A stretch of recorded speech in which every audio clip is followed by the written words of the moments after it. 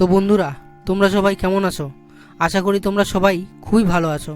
তো আজকে আমি তোমাদের শোনাবো একটা মেডিকেল রিপোর্ট। ল্যাবরেটরি থেকে শতনুর টেস্ট রিপোর্টটা নিয়ে ওখানেই চুপচাপ বসে পড়ে জয়শ্রী। ডক্টর সান্যালকে আজ পাওয়া যাবে না চেম্বারে। উনি দুদিনের জন্য দিল্লি গেছেন। একটা নাকি কনফারেন্স আছে ওনার। কদিন ধরেই শতনুর শরীরটা খারাপ যাচ্ছিল। মাঝে মধ্যেই পেটে একটা ব্যথা হচ্ছিল, সাথে গায়ে হালকা হালকা জ্বর আসে। বহুকালের পরিচিতি ডক্টর সান্যালকে দেখাতেই উনি কতগুলো টেস্ট লিখে দিয়ে বলেন, টেস্টগুলো করিয়ে রাখুন, আমি দিল্লি থেকে ফিরে আসলে রিপোর্ট দেখে প্রপার ট্রিটমেন্ট শুরু করব। আপাতত কিছু ওষুধ লিখে দিচ্ছি, সেগুলো খেতে শুরু করে দিন। ডক্টর সান্যালের দেওয়া সেই রিপোর্টটাই নিতে এসেছে জয়শ্রী। রিপোর্টে দেখেছে লেখা আছে শতনুর যে রোগ হয়েছে তার নাম হেপাটোসেলুলার কার্সিনোমা। রোগটা আসলে কি জানার জন্য গুগল সার্চ করতেই তার হাত পা ঠান্ডা হয়ে গেল। আজও সকালবেলায় অফিস বেরোনোর আগে ভীষণ রকমের মানসিক চাপ দিয়ে এসেছে সে শতনুকে। অথচ মানুষটা ভিতরে ভিতরে এতটা ভেঙে গেছে বুঝতেই পারেনি জয়শ্রী। দোষটা যে সম্পূর্ণ জয়শ্রীর তাও নয়, এর পিছনে শতনুর মা মালতীর হাতও কিছু কম নয়। আসলে শতনুর সাথে জয়শ্রীর বিয়ে প্রায় অর্ধেক যুগ পেরিয়ে গেছে। 3 বছরের সৃজনকে নিয়ে স্বামী স্ত্রীর দাম্পত্য জীবন মোটামুটি সুখের, কিন্তু জয়শ্রীর জীবনে যত অশান্তি হলো ওর শাশুড়ি। উনি যেন এখনও মনে করেন যে তার ছেলেটি এখনও তার কোলের ছেলেই রয়ে গেছে। জয়শ্রী আর শতনুর যে একটা ব্যক্তিগত জীবন আছে সেটা উনি মানতেই চান না। এই তো সেদিন শতনুর জন্মদিনে জয়শ্রী ঠিক করলো বাড়ির সবাইকে হায়াতে নিয়ে গিয়ে বরের জন্য বেশ একটা সারপ্রাইজ পার্টি দেবে। প্রতি বছর শতনুর অফিসের কারণে ওর জন্মদিনটা সেভাবে সেলিব্রেটই করা হয় না। এবার রবিবার পড়াতে জয়শ্রী সব প্ল্যানিং ঠিক করে ফেলল, কিন্তু বাদ সাধলেন শতনুর মা। তিনি বললেন, না না, ওসব হবে না। আমার ছেলের এবার যখন জন্মদিনটা রবিবারে পড়েছে, তখন আমি এবার বেশ আমার মতো করে পালন করব শতনুর জন্মদিন। ইলিশ ভাপা, ডাব চিংড়ি, কচি পাঁঠার ঝোল, খেজুর টমেটোর প্লাস্টিক চাটনি, নলের গুড়ের পায়েস, এসব রান্না হবে বাড়িতে। শতনুর মামা মাসি আর পিসিদেরও আসতে বলবো। সবাই মিলে জমিয়ে কবজি ডুবিয়ে খাওয়া দাওয়া করা হবে। জয়শ্রী একটু সংকোচের সাথে বলেছিল, এত রান্নার আয়োজন কে করবে মা? কেন, তুমি আর আমি করব? আবার কে করবে? জয়শ্রীর মেজাজটা গেল বিগড়ে। বরের জন্মদিনটা কোথায় বরের সাথে একটু বাইরে বেরোবে, ঘুরবে, একটু রেস্টুরেন্টে খাওয়া দাওয়া করবে তা নয়, এই বুড়ির সাথে সারাদিন রান্নাঘরে গলদঘর্ম হয়ে ওনার বাপের বাড়ির আর শ্বশুর বাড়ির গোষ্ঠীর জন্য রান্না করো। ছেলের জন্মদিন তো বাহানা মাত্র, উদ্দেশ্য তো ওই রাবণের গোষ্ঠীকে গেলানো। এই জন্যই শাশুড়িকে সহ হয় না জয়শ্রীর। মানুষটার কি যে এত ছেলের উপরে অধিপত্য কে জানে। যখন যা ইচ্ছে হলো তখন সেটাই ছেলেকে করতে হবে, না করলেই সব দোষ বৌমার। যেন বৌমাই সব শিখিয়ে পড়িয়ে দিয়েছে ছেলেকে। আর জয়শ্রী কি শতনুর কেউ হয় না? এতই যদি ছেলের উপরে দাবি থেকে যাবে ওনার, তাহলে ছেলের বিয়ে দিয়েছিলেন কেন কে জানে। শতনুর কাছে ছুটে গিয়ে নিজের ইচ্ছের কথা জানিয়ে জয়শ্রী বলেছিল, তুমি মাকে বলে দাও তোমার জন্মদিনে যেন কাউকে না ডাকে বাড়িতে। আমি সারাদিন রান্নাঘরে সময় কাটালে তোমার সঙ্গে থাকবো কিভাবে? অতএব আমি যা ভেবেছি তাই হবে। শতনু জানে মাকে এমন কথা বলতে গেলেই মা বলবেন, এখন তো তোর বউই সব, তাই না তনু? আমি তো তোর কেউ হই না। মাকেই বা বোঝায় কি করে শতনু? আজকালকার মেয়ে জয়শ্রী এসব পছন্দ করে না। শতনুর বাবা মাকে নিয়ে সময় কাটাতে জয়শ্রীর আপত্তি নেই, কিন্তু বিশেষ কিছু দিনে আরও আত্মীয় স্বজনদেরকে নিয়ে বাড়িতে হইহুল্লোড় করা একদম পছন্দ নয় জয়শ্রীর। এদিকে মাও নিজের জেদে অনড় থাকবে, তাই জয়শ্রীকেই বোঝানোর চেষ্টা করেছিল শতনু। মা যা করেছে করতে দাও শ্রী, আমরা বরং পরের একটা রবিবারে যাব বাইরে।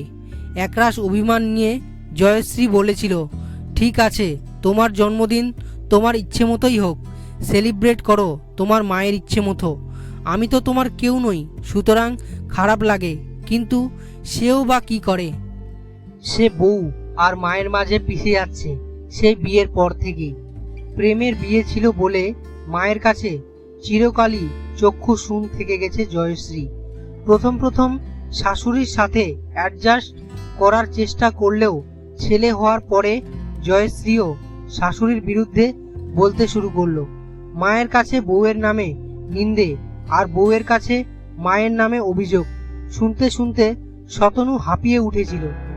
দুজনের কেউই বুঝতে পারছিল না একে অপরের সাথে একটা অসুস্থ সম্পর্ক তৈরি করে তারা শতনুকে শারীরিক ও মানসিকভাবে অসুস্থ করে তুলেছে। শেষ পর্যন্ত অশান্তি চূড়ান্ত বাঁধল যখন জয়শ্রী ড্রয়িং রুমে একটা 55 ইঞ্চির এলইডি লাগাবে বলে ঠিক করলো। সাথে ড্রয়িং রুমের একটা দেওয়াল জুড়ে বুক সেলফ তৈরি করবে বলেও ঠিক করলো জয়শ্রী, কিন্তু বাদ সাধলেন মালতী। এইভাবে ড্রয়িং রুমটা নিজের মতো করে জয়শ্রী সাজিয়ে নেয়। তাহলে বাড়িতে লোকজন এলে, উৎসব অনুষ্ঠান হলে যে ড্রয়িং রুমে ঢালাও বিছানা করা হয় সেটা আর করা যাবে না। তাই তিনি স্পষ্ট জানিয়ে দিলেন, এসব বানানো চলবে না আমার বাড়িতে। এর আগেও নিজের পছন্দ মতো ওয়াশিং মেশিন কিনতে চেয়ে কিনতে পারেনি জয়শ্রী। এত টাকা নষ্ট করে দরকার নেই বলে একটা সাধারণ অটোমেটিক ওয়াশিং মেশিন কিনিয়েছিলেন ছেলেকে দিয়ে। রেগে বরের সাথে দোকান অবধি আর যায়নি জয়শ্রী। একরাশ বিরক্তি নিয়ে বলেছিল, তোমাদের বাড়ি, তোমরাই যা ভালো বুঝবে করো, আমি বাইরের মেয়ে, আমাকে এর মধ্যে টেনে কি হবে? বউকে তখন সান্ত্বনা দিয়েছিল শতনু, আচ্ছা শ্রী, এরপরে টিভিটা তোমার পছন্দ মতো কিনবো। কিন্তু টিভির বেলাতেও শাশুড়ি তার জেদ দেখালে জয়শ্রী বেঁকে গিয়ে বলে, শতনু, তুমি আলাদা ফ্ল্যাট কেনো বা ভাড়া নাও, এ বাড়িতে আমার দম বন্ধ হয়ে আসে। এই বাড়ির সবটাই যখন তোমার মায়ের অধিকারে, তখন এই বাড়ি আর এই সংসার নিয়ে তোমার মা থাকুক, আমরা আলাদা হয়ে যাই। আলাদা হয়ে যাওয়ার কথা শুনে কেমন মুচড়ে পড়ে শতনু। শতনুর দাদা অতনু চাকরির অজুহাতে সেই যে ব্যাঙ্গালোরে গিয়ে সেটেল হয়েছে, আর ফিরে আসার নাম করেনি। জয়শ্রী বড় যাকে বলেছিল, তুমিও তো মাঝে মধ্যে বাবা মাকে নিয়ে গিয়ে রাখতে পারো দিদি ভাই, আমি একটু প্রাণ খুলে বাঁচি তাহলে। অতনুর বউ রঞ্জনা বলেছিল, পাগল নাকি রে, ওই মহিলাকে নিয়ে কেউ ঘর করে? ওই মহিলা আমার সংসারে এসে আমার ওপরেই খবরদারি করবে। যদি ওনাদেরকে আমার কাছে পাঠাবি ভাবিস, তাহলে তোর দাদা ভাইকে নিয়ে সোজা লন্ডন উড়ে যাব। ওই মহিলার সাথে থাকতে পারবো না আমি। জয়শ্রী শতনুর কাছে জায়ের কথা বলে বলেছিল, তুমি কি একটু দাদা ভাইয়ের মতো চালাক হতে পারো না? যত বোকামি কি তোমাকেই করতে হবে? তোমার মায়ের সাথে আর যে সমঝোতা করে চলা যায় না, আর কবে বুঝবে তুমি? শতনু শুধু বলেছিল, সবাই তো সমান হয় না শ্রী, আমি জানি আমার মায়ের সংসারে অধিপত্য সবসময় বেশি। আমার বাবাও কখনো মায়ের সামনে মুখ খোলার চেষ্টা করেনি। আমার মা মানুষটাই ওই রকম, কিন্তু তাই বলে তাকে ছেড়ে চলে যাব? এতটা নীচ মানসিকতা কি করে দেখাই বলো? শত হলেও সে তো আমার মা। ছোটবেলায় কত ভুল তো আমরাও করেছি, তাই বলে কি আমাদের বাবা মায়েরা আমাদের ছেড়ে দিয়েছেন? তাহলে আর কি, আমাকেই বিষ এনে দাও শতনু, খেয়ে মরে যাই। তোমাকে ভালোবেসে নিজেকে তোমার কাছে সমর্পণ করেছি, মানে তো এই নয় যে তোমার মায়ের অন্যায় আর মিথ্যে আবদারের সাথে সবসময় সমঝোতা করে চলতে হবে আমাকে। সমঝোতা কি আমিও করেছি না শ্রী? তোমার আর মায়ের কাছে আমি তো সমান অপরাধী। তোমাদের দুজনকে কিছুতেই বোঝাতে পারছি না, তোমরা দুজনেই আমার কাছে সমানভাবে প্রিয়। তোমাদের দুজনের গুরুত্বই আমার কাছে সমান। তোমরা যখন একে অপরের দিকে কাদা ছোড়াছুড়ি করো তখন আমি ময়লা হই বেশি। একটু কি মিলেমিশে থাকা যায় না? না, থাকা যায় না। আমাকে নিয়ে ঘর করতে হলে তোমাকে আলাদা ফ্ল্যাটের ব্যবস্থা করতেই হবে শতনু। আমারও তো ইচ্ছে করে আমার নিজের একটা সংসার হোক। সকালে বরকে এতগুলো কথা শোনানোর পরে জয়শ্রী দেখেছিল শতনু তার মায়ের কাছে গিয়ে বলেছিল, মা, কি হয়েছে? জয়শ্রী যদি নিজের ইচ্ছে মতো ড্রয়িং রুমটা সাজাতে চায়, তোমার কাছে তোমার ছেলে বউ বেশি নাকি দুদিনের জন্য আসা আত্মীয় স্বজন বেশি? দাদা বৌদি এখানে থাকে না, তোমাদেরও তো বয়স হচ্ছে। এ সংসারে কিছু সিদ্ধান্ত জয়শ্রীকে নিতে দাও মা, না হলে এই সংসারটাকে শ্রী ভালোবাসবে কি করে? সব শুনে মালতী বলেছিলেন, বউ শিখিয়ে পাঠিয়েছে বুঝি? যা, আলাদা সংসার পাত গিয়ে। আমি আর তোর বাবা এই বাড়িতে ভালোই থাকবো, আমাদেরকে নিয়ে তোকে ভাবতে হবে না। তুই তোর বউয়ের কথা ভাব। ঘর থেকে বেরিয়ে যাওয়ার সময় শতনু মাকে বলল, আমার কথাটা একবারও ভেবে দেখলে না মা? আমি দাদার মতো পালিয়ে যেতে চাই না। তাই কলকাতার বাইরে ভালো চাকরির সুযোগ থাকার সত্ত্বেও যাইনি, শুধু তোমাদের সবাইকে নিয়ে থাকবো বলে। তোমাদের সবার প্রতি আমার ভালোবাসার সমর্পণের এই দাম দিলে তোমরা? আজ বলতে বাধ্য হচ্ছি মা, তুমি আমাকে ভালোবাসো না। যদি সত্যি আমাকে ভালোবাসতে তাহলে আমার ভালোবাসার মানুষটাকেও আপন করে নিতে পারতে তুমি, কিন্তু সেটা তুমি করনি মা। তোমরা কেউ আমার ইচ্ছের দাম দিলে না। কি আর বলবো তোমাদের। রিপোর্টটা হাতে নিয়ে স্থির হয়ে বসে রইল জয়শ্রী। হেপাটোসেলুলার কার্সিনোমা মানে যে লিভার ক্যান্সার, সেটা তো গুগল বলে দিল তাকে, কিন্তু এমন মারণ রোগ কেন হলো শতনুর? কোনোদিন মদ না ছোঁয়া সাধারণ জীবনযাপন করা মানুষটার জীবন এমন একটা রোগে তছনছ হয়ে যাবে ভাবতেই কষ্ট হচ্ছে জয়শ্রীর। শতনুর জীবনটা এত স্বপ্ন পরিসর বলে কি সে সবাইকে একসাথে নিয়ে বাঁচতে চেয়েছিল? ল্যাবরেটরিতেই ঢুকরে কেঁদে উঠল জয়শ্রী। শতনু বাড়ি ঢোকার আগেই তাকে বাড়িতে ঢুকতে হবে, শাশুড়িকে বোঝাতে হবে এবার অন্তত কয়েকটা দিন শতনুকে ভালো রাখার জন্য তাদেরকে একে অপরের সাথে সমঝোতা করে চলতে হবে। শতনুর শরীরের অস্বস্তি ডাক্তার লাঘব করতে পারবেন কিনা জানা নেই জয়শ্রীর, কিন্তু তার মনের অস্বস্তি তো দূর করা যেতেই পারে যদি বিধাতার নিষ্ঠুর লিখনে শতনুকে সময়ের আগে চলে যেতেই হয়। তবে চলে যাওয়ার আগে শতনু মনে একটু শান্তি নিয়ে যাক যে তার প্রিয় দুটো মানুষ একে অপরের সাথে থাকতে শিখে গেছে কোনো মিথ্যে সমঝোতা ছাড়াই। তাই বাড়িতে ঢুকেই শাশুড়িকে সবটুকু জানিয়ে জয়শ্রী বলল, আমি জানি মা, আমি তোমার পছন্দের মানুষ নই, তবুও ছেলের মুখের দিকে তাকিয়ে একটু আমাকে মেনে নাও। শতনু আমাকে আর তোমাকে যেভাবে দেখতে চায়, চলো না কটা দিন না হয় সেভাবেই চলি আমরা। অভিনয়ই না হয় করলাম দুজন, তবু মানুষটা তো ভালো থাকবে। রান্নাঘরে শাশুড়ি বৌমা রান্না করার সাথে সাথে হেসে হেসে গল্প করছে। এ দৃশ্য জয়শ্রী এই বাড়িতে আসার পরে এই প্রথম দেখছে শতনু। শতনু ফ্রেশ হয়ে নেবার পরে জয়শ্রী চা এনে দিতেই শতনু বলল, মেডিকেল রিপোর্টটা নিয়ে এসেছো শ্রী? জয়শ্রী বলল, না গো, সময় পাইনি, ভাবছি এখন আর আনবো না। ডক্টর সান্যালকে যেদিন দেখাতে যাবে সেদিনই একেবারে রিপোর্টটা তুলে নিয়ে ডক্টরের কাছে চলে যাব। শতনু আর কথা না বাড়িয়ে বলল, তোমার কাজ হয়ে গেলে একটু এসো শ্রী, কয়েকটা ভাড়া বাড়ির খোঁজ পেয়েছি, ছবিগুলো দেখে রেখো, তার মধ্যে যেগুলো তোমার পছন্দ হবে তোমাকে নিয়ে যাব দেখাতে এই রবিবারে। শতনুর মুখের কথা শেষ হতে পারে না, তার আগেই মালতী ঢুকে পড়েন ওদের কথার মাঝখানে। কোথাও কিচ্ছু দেখতে যেতে হবে না কাউকে। জয়শ্রী বানাক বুক সেলফ ড্রয়িং রুমে, আমার কোনো আপত্তি নেই। কবে কোন লোকজন আসবে তার জন্য ওর শখকে নষ্ট করে কি লাভ? শতনু বলল, কিন্তু লোকজন এলে কোথায় শুতে দেবে তুমি? তোদের ঘরে পাঠিয়ে দেব, তখন জয়শ্রী বুঝে নেবে কোথায় কাকে শুতে দেবে। আর দেখ বাবা, অনেক বছর এই সংসার আঁকড়ে পড়ে থাকলাম, এবার ভাবছি সবটুকু দায়িত্ব জয়শ্রীর হাতে তুলে দিয়ে একটু আরাম করব। এই মেয়েটা এতদিন ধরে গায়ে অনেক হাওয়া লাগিয়ে ঘুরে বেরিয়েছে, এবার একটু সংসার সামলাক।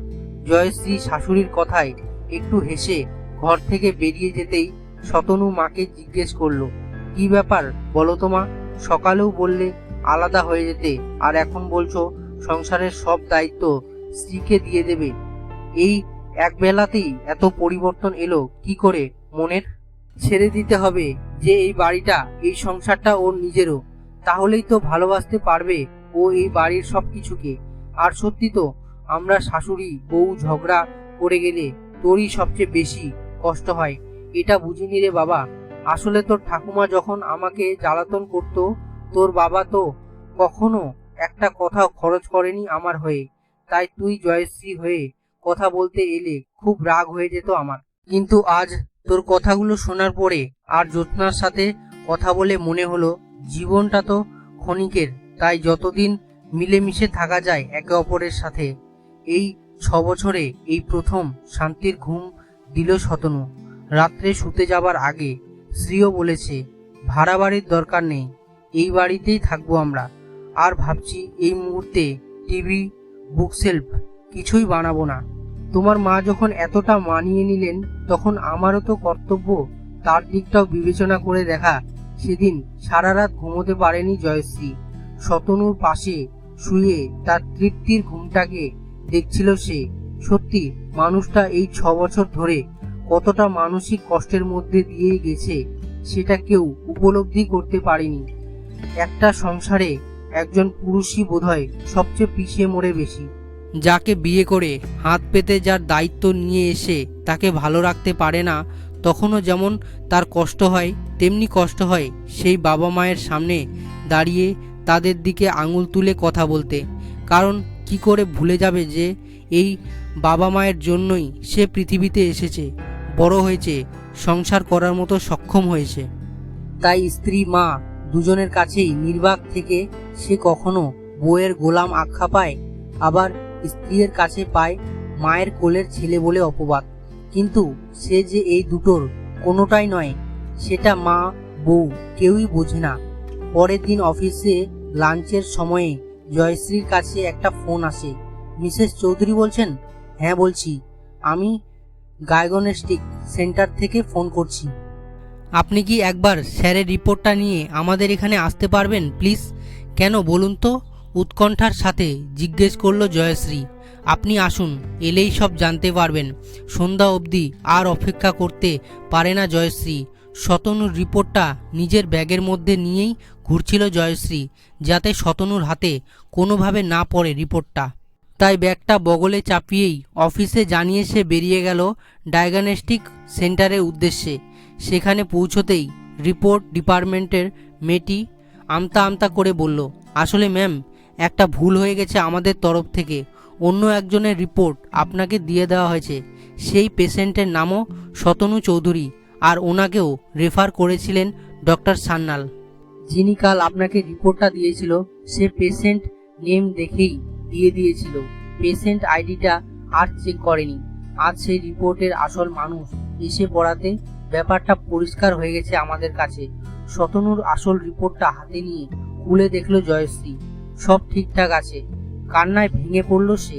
রিপোর্টটা দিচ্ছিল যে মেয়েটি, সে জয়শ্রীর কাছে ছুটে এসে বলল, কি হয়েছে ম্যাম? কিছু খারাপ বেরিয়েছে কি রিপোর্টে? আপনি এভাবে কাঁদছেন কেন? চোখের জল মুছে জয়শ্রী বলল, না ম্যাম, খারাপটার হাত থেকে হঠাৎ করে মুক্তি পেয়ে গেছি, তাই কান্না সামলাতে পারিনি। ডায়াগনস্টিক সেন্টার থেকেই জয়শ্রী শাশুড়িকে ফোন করে সুখবরটা দিতেই মালতী বললেন, জয়শ্রী, আজ সবাই মিলে চলো না রেস্টুরেন্টে যাই। তোমার তো খুব ইচ্ছে ছিল তনুর জন্মদিনটা একটু অন্যরকম করে পালন করার। এটাও তো তনু নতুন জন্মই বলো, তবে কি আজ পালন করা যায় না তনুর আরেকটা জন্মদিন? দেখো না, তনুও যদি একটু আগে বেরিয়ে আসতে পারে অফিস থেকে। সবাই মিলে সেই রাতে রেস্টুরেন্টে একসাথে সময় কাটালো। একটা ছোট্ট কেকের ব্যবস্থা করালেন মালতী জয়শ্রীকে বলে। শতনু জিজ্ঞেস করলো, এসব আবার কেন? মালতী হেসে বললেন, এখন থেকে যে সবাই মিলেমিশে থাকবো, তার জন্য এই মুহূর্তটাকে স্মরণীয় করে রাখছি। কে কদিন এ পৃথিবীতে আছি কেই বা জানে, তাই যে কটা দিন বাঁচবো তোর মুখের হাসিটা দেখে বাঁচতে চাই রে বাবা। শতনুর কাছে তবুও সব ধোঁয়াশা, কিন্তু বিধাতা অলক্ষ্যে হাসছেন। একটা ভুল মেডিকেল রিপোর্ট যে শতনুর মনের সব আশাকে এভাবে পূরণ করে দিয়ে গেল, সে কথা শতনু কোনোদিন জানতে পারবে না। শুধু তার সদিচ্ছা তার জীবনকে এক নতুন রঙে রাঙিয়ে দিয়ে গেল।